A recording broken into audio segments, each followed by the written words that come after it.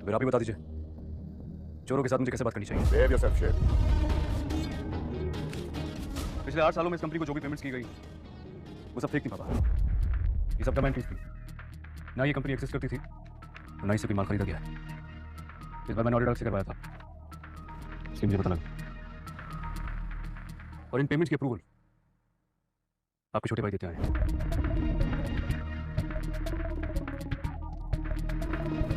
पिछले 8 सालों में 65 मिलियन का गबन किया है।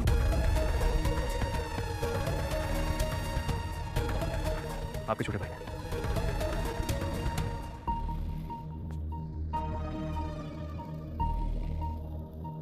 बाबा अपने भाई नहीं बल्कि सांप पाला हुआ है। आप बुलाए उन्हें या फिर पुलिस को बुलाएं, उनसे पूछें उन्होंने क्यों किया ये सब कुछ। अगर आपको बुरा लगता है तो मैं बुला के पूछ लेता हूं। नहीं। मगर क्यों बाबा? ये सारी एफआईआर आपने अपनी मेहनत से बनाई है। दादा ने जायदाद हमारे नाम नहीं की थी, जो सब मिल बांट के खा रहे हैं। आप बुलाएं, पूछे ना उनसे क्यों कर रहे हो ये सब कुछ। बस शेर, बस मत बोलो इतना। चाचा है तुम्हारा। बाबा लूट रहे हैं आपको। Bloody 65 million, it's a very big amount. आपको कभी आइडिया नहीं हुआ? हाँ हुआ। बाबा फिर भी आप। हाँ, इतनी अमाउंट का तो नहीं, लेकिन कुछ कुछ अंदाजा था।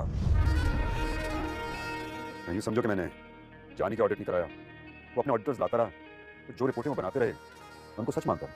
बट बाबा आपने ऐसा क्यों किया? अकेले होने के डर से। वो कहते हैं ना, बात तो सच है अगर बात है रुसवाई की। मैं नहीं चाहता दुनिया में बात निकले के वक्त जमान के बेटों में फूट पड़ गई।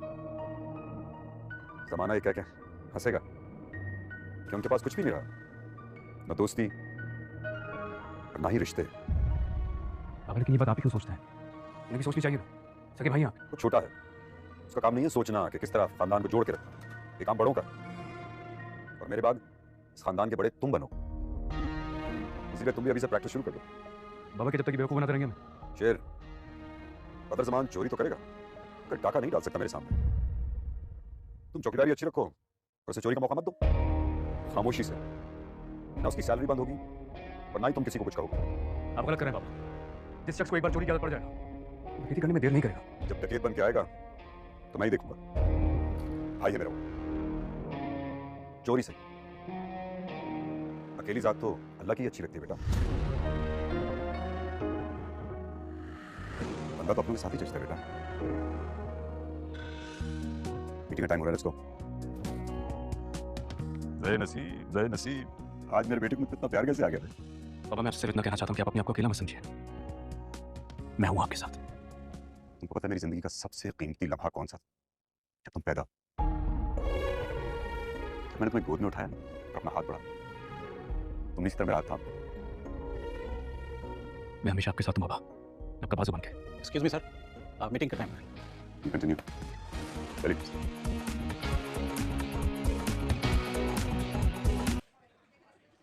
यानी आपके तमाम इख्तियारात उठा के शेर जमान के हवाले कर दिए गए। अब एक मामूली से सिग्नेचर के लिए भी हमें उसकी मिन्नतें करना पड़ेंगी। मैं तो कहता हूँ यहाँ पड़े हुए क्यों हैं? चले क्यों नहीं जाते यहाँ से? इतनी आसानी से नहीं। भाई साहब के साथ साथ मेहनत की है मैंने, दिन रात एक करके। तो हम अपना बिजनेस भी तो स्टार्ट कर सकते हैं। अब तो ये सब कुछ भी हमारा ही है। भाई साहब के साथ मेहनत की है मैंने। एक और बार शुरू नहीं किया था, लेकिन सही में नहीं है।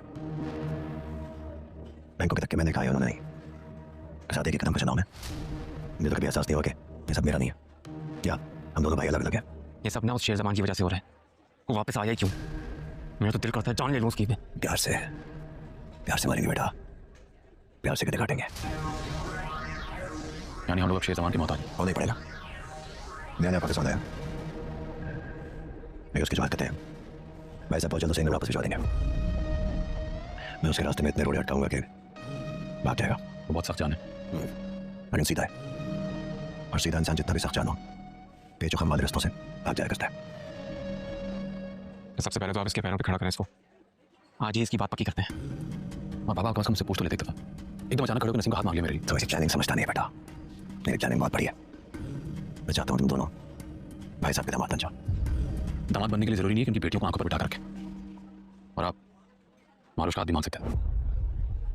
औकात से बाहर हो जाओ। कैसी औकात? बाहर से पढ़कर आया हूँ मैं, उसके चाचा का बेटा हूँ। तुमसे 10 साल छोटी है यार, बच्ची है अभी। और भी अच्छी बात, दबके रहेगी, मर्जी मानेगी। बोला ना, चुप कर जा।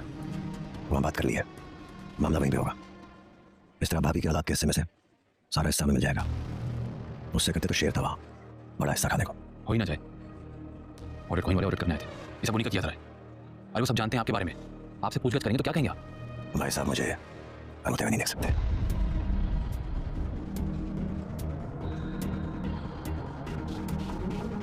मुझे तो पता था, मुझे तो पहले ही पता था। जब से वो डैन आई ना घर में, ये तो मेरे दोनों भाइयों को खा जाएगी। काका साहब, आपकी दुश्मनी, आपकी दोस्ती की कुर्बानी अगर किसी ने दी है तो सिर्फ और सिर्फ मैं और मेरी जिंदगी वार दी आपकी कुर्बानी पर, आपके कहने पर।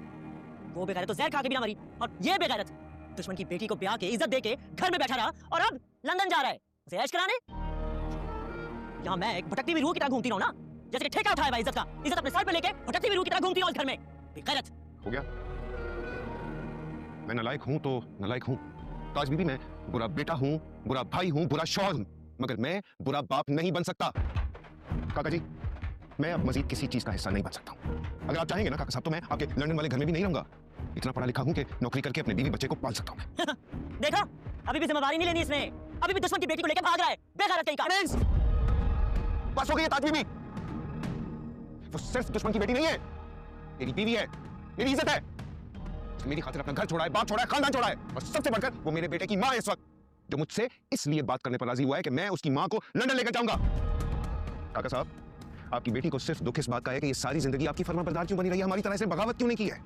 यही दुख, यही गुस्सा सारी जिंदगी निकालती आ रही है। और जब से शाहजमान की शादी हुई है ना, मलिक महल की दीवारों ने सिर्फ इसकी चीखें सुनी है, और जब से मेरी शादी हुई है, इसकी चीखों की आवाजें और बुलंद हो गई है। आपने इसको कभी नहीं रोका, इसीलिए ये इस मकाम पर आ गई है कि अब ये लोगों को गोलियां मारती है, जहर खिलाती है। काका साहब, आप देख रहे हैं, ये मुझे सुनाता जा रहा है, और आप मेरे हक में एक लफ्ज़ नहीं बोल रहे। काका साहब,